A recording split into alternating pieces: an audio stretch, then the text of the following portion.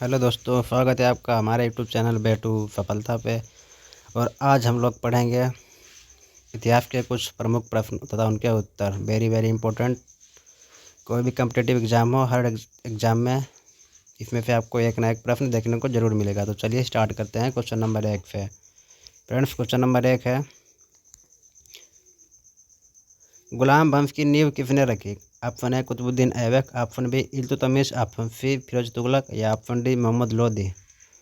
तो इसका correct answer हो जाएगा दोस्त, गुलाम वंश की नींव किसने रखी? मोहम्मद कुतुबुद्दीन ऐबक ने। ये इसका संस्थापक है। इसे लाख वंश भी कहा जाता है और इस वंश को मामलुक वंश भी कहते हैं। क्या? मामलुक वंश, मामलुक वंश कहते हैं। और इल्तुतमिश ये इस वंश का वास्तविक संस्थापक है। कैसा है? इसे वास्तविक संस्थापक कहा जाता है। ये वास्तविक संस्थापक को ऐसे दर्जा दिया गया है। इस वंश की स्थापना कब हुई थी? 1206 में। किसने की? कुतुबुद्दीन ऐबक ने। The correct answer is option ए।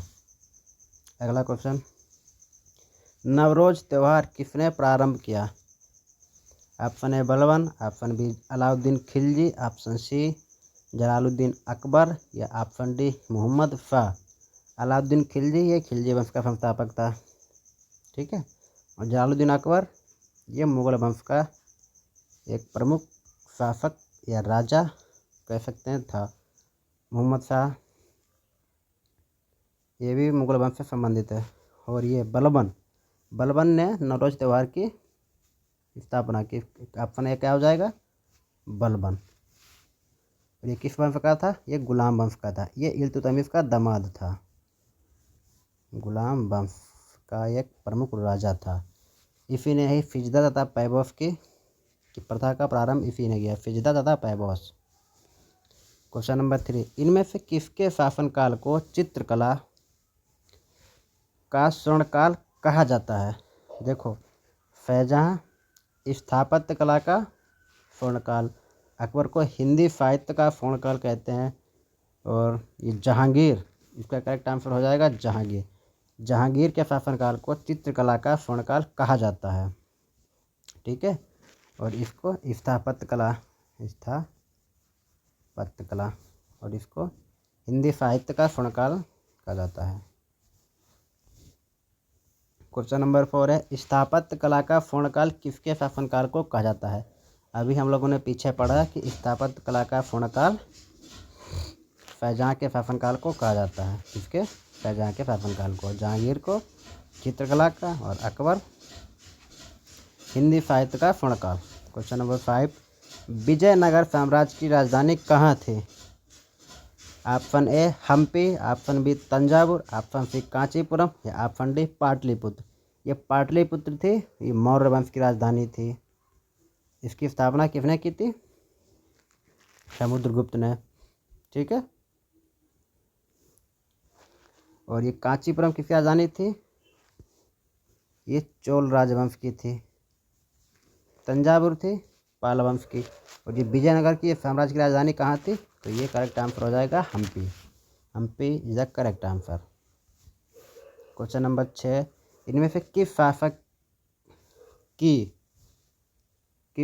की चौगान खेलते समय 1200 नहीं 1210 हो जाएगा। फ्रेंड्स, क्या हो जाएगा? 1210।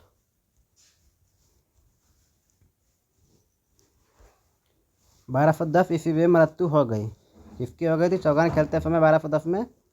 तो उसकी हुई थी इल्तुतमिश की। Option A is the correct answer. और फ्रेंड्स, जहांगीर शाह को लंपट मूर्ख कहा जाता है। क्या कहा जाता है? लंपट मूर्ख।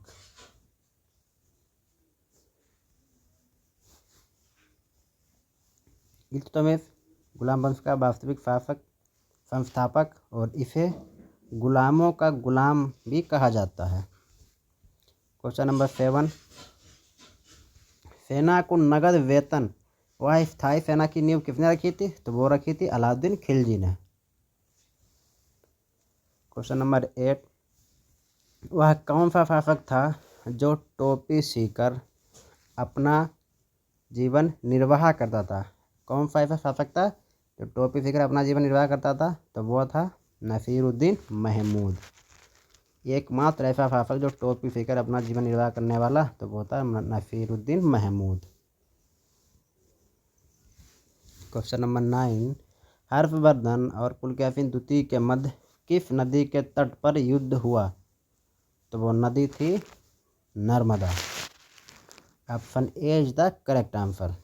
ठीक है दोस्तों, हर्षवर्धन और पुलकेशिन द्वितीय के बीच जो युद्ध हुआ था जिसमें पुलकेशिन द्वितीय विजयी रहा, ये विनर था और इसमें पराजय हुई थी हर्षवर्धन की। हर्षवर्धन ये किस वंश का राजा था? तो ये था पुष्यभूति वंश का। प्रभाकर वर्धन इसका पिता था। तो ठीक है, option A is the correct answer, Narmada. Question number 10, इनमें से किस अभिलेख में अशोक ने स्वयं को मगध का राजा बताया?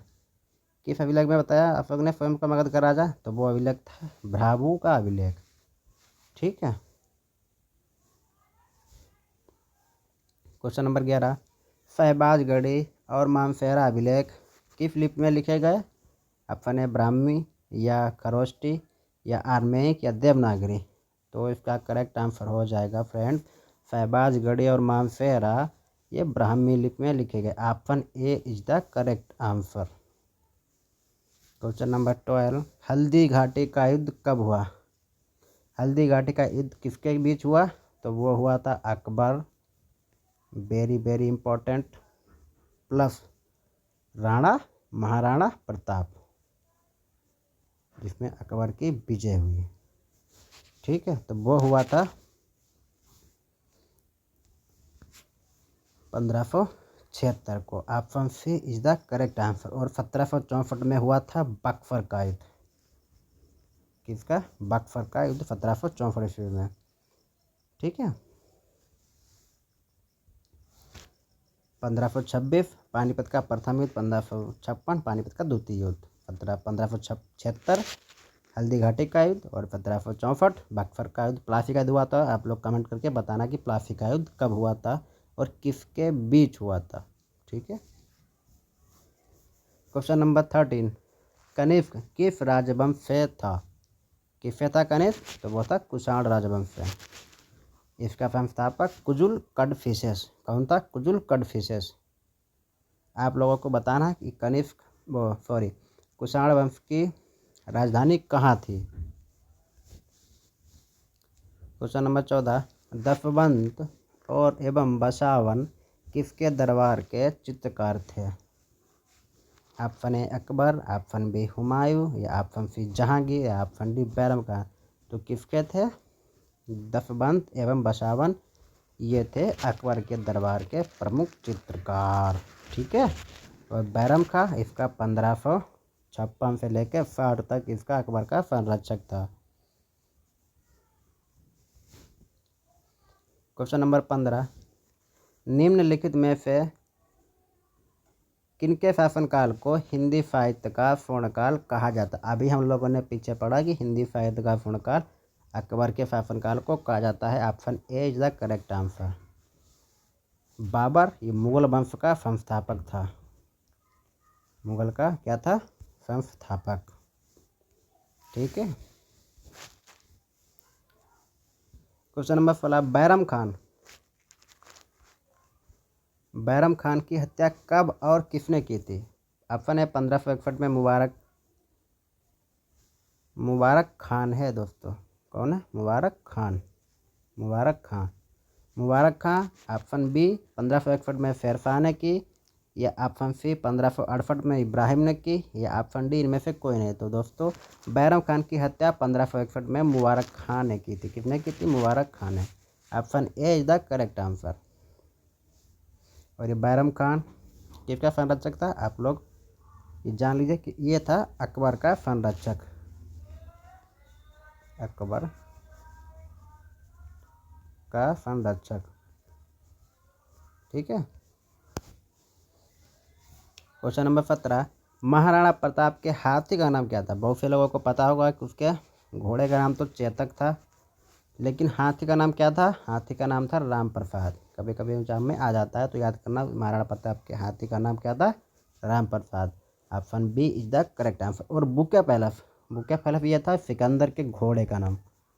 सिकंदर के घोड़े का नाम, घोड़े का नाम, ठीक है। चेतक था महाराणा प्रताप के घोड़े का नाम, और हाथी का नाम क्या था? राम प्रसाद, ठीक है। क्वेश्चन नंबर 18, अकबर ने दास प्रथा का अंत कब किया? तो अकबर ने दास प्रथा का अंत किया है दोस्तों, कब किया? 1562 में। Option A is the correct answer. दास प्रथा का अंत कब किया? 1562 में। और अकबर ने स्वयं को हरमदल से मुक्त भी किया था 1562 में। और 1563 में इसने यात्रियों पर वो तीर्थ यात्रा करके समाप्ति की। तीर्थ यात्रा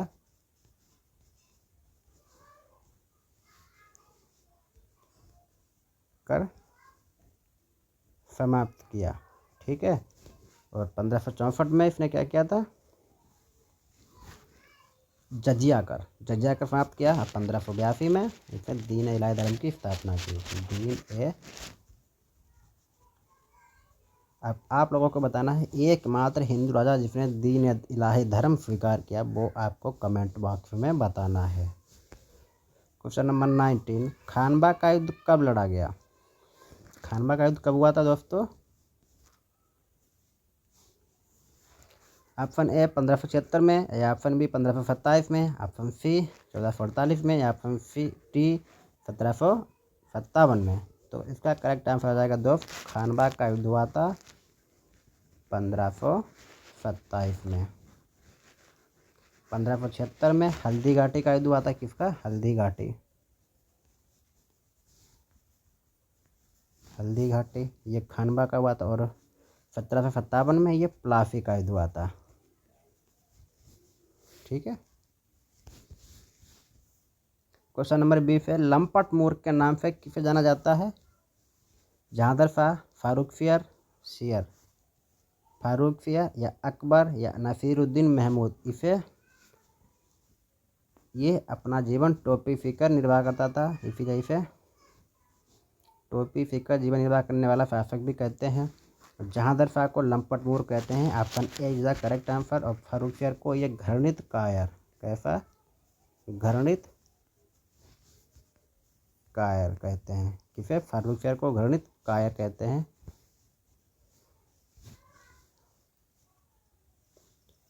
क्वेश्चन नंबर 21 है, निम्नलिखित में किस शासक को नग्न औरत और पुरुष की संगत पसंद थी? किसे पसंद थी? नग्न औरत और पुरुष की संगत, ठीक है दोस्तों। तो नग्न औरत और पुरुष की संगत पसंद थी मुबारक, कुतुबुद्दीन मुबारक खिलजी को। ये खिलजी वंश का शासक था, ठीक है। जलालुद्दीन खिलजी इसका जलालुद्दीन खिलजी इसका संस्थापक था, खिलजी वंश का, ठीक।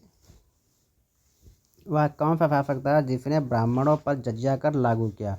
कुतुबुद्दीन मुबारक खिलजी, जलालुद्दीन खिलजी, अलाउद्दीन खिलजी, या फिरोज तुगलक। वो option C is the correct answer. Alauddin Khilji ने ब्राह्मणों पर जजिया कर लगाया। सॉरी दोस्तों, इसका करेक्ट आंसर हो जाएगा फिरोज तुगलक। फिरोज तुगलक ने ब्राह्मणों पर जजिया कर लगाया था। जजिया कर की स्थापना किसने की थी? वो था मोहम्मद बिन कासिम ने। कब? 712 में इसकी स्थापना हुई जजिया कर की, ठीक है। क्वेश्चन नंबर 23, दीवान बंदगाह की स्थापना किसने की? अलाउद्दीन खिलजी, फिरोज तुगलक, या अकबर, या नसीरुद्दीन महमूद। फिरोज तुगलक ने दीवान बंदगाह की स्थापना की थी। Option B is the correct answer. Question number 24, इनमें से किसकी शुरुआत बलबन ने की? दीन इलाही, ये तो अकबर ने की, अकबर हो गया। जजिया कर मोहम्मद बिन कासिम, बिन कासिम। स्थाई सेना अलाउद्दीन खिलजी और सजदा एवं पैबोस की शुरुआत बलबन ने की। Option D is the correct answer. Question number 25, Upendra Raj किस वंश का संस्थापक था? ऑप्शन ए परमार वंश, ऑप्शन बी चंदेल वंश, ऑप्शन सी चौहान वंश या ऑप्शन डी गढ़वाल वंश। तो इसका करेक्ट आंसर हो जाएगा फ्रेंड्स उपेंद्र राज, ये परमार वंश का संस्थापक था। और इसकी राजधानी कहाँ थी? राजधानी थी, option is the correct and राजधानी कैपिटल धारा नगरी। क्वेश्चन नंबर 26, सिंधु सभ्यता की खोज किसने की? दयाराम सायनी, राखालदास बनर्जी, महाराज जी ने राखालदास बनर्जी या हिटलर या रॉबर्ट ब्रूस फूट। इसका करेक्ट आंसर हो जाएगा ऑप्शन ए दयाराम सायनी ने सिंधु सभ्यता की खोज की 1920 में।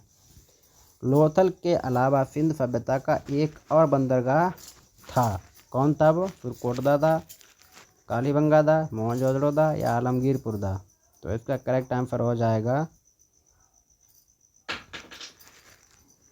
वो सुरकोटदा था। क्या था? सुरकोटदा इसका लोथल के अलावा एक बंदरगाह था।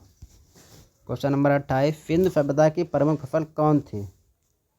करेक्ट आंसर इज ऑप्शन ए गेहूं और जौ। अगला है क्वेश्चन नंबर 29, सिंधु सभ्यता के लोगों ने अपने घरों के विन्यास के लिए कौन सी पद्धति अपनाई? तो वो पद्धति का नाम क्या था फ्रेंड्स? ग्रिड पद्धति था, वैज्ञानिक पद्धति था या अरमैक पद्धति था या इनमें से कोई नहीं था। उसका करेक्ट आंसर हो जाएगा ग्रिड पद्धति। फ्रेंड्स, जो सिंधु सभ्यता के लोग थे उन्होंने अपने घरों में ग्रिड पद्धति अपनाई थी। ग्रिड पद्धति मतलब ऐसे, जैसे एक ईंट रखी है, एक ईंट ये है, फिर उसके ऊपर ईंट ये है, फिर एक ईंट ये है, जिसे हम लोग आज अपनाते हैं ना, अपना अपना घर बनाते हैं कि लॉक के ऊपर लॉक रखते हैं, वैसे उस टाइप की पद्धति। बिंदुसार किस वंश का शासक था? तो ये मौर्य वंश का एक प्रमुख दूसरा शासक था। चंद्रगुप्त मौर्य का पुत्र बिंदुसार, जो अशोक का पिता था। ठीक है, ये मौर्य वंश का दूसरा राजा था। बिंदुसार ये मौर्य वंश का था, लेकिन बिंबिसार ये हर्यंक वंश का संस्थापक था। ठीक है, बिंबिसार अलग है, बिंदुसार अलग है। बिंदुसार था मौर्य वंश का और बिंबिसार है हर्यंक वंश का। तो आज के टॉपिक में बस इतना है। तब तक के लिए बाय बाय और मिलेंगे एक बेस्ट धमाकेदार टॉपिक में लिए। जय हिंद।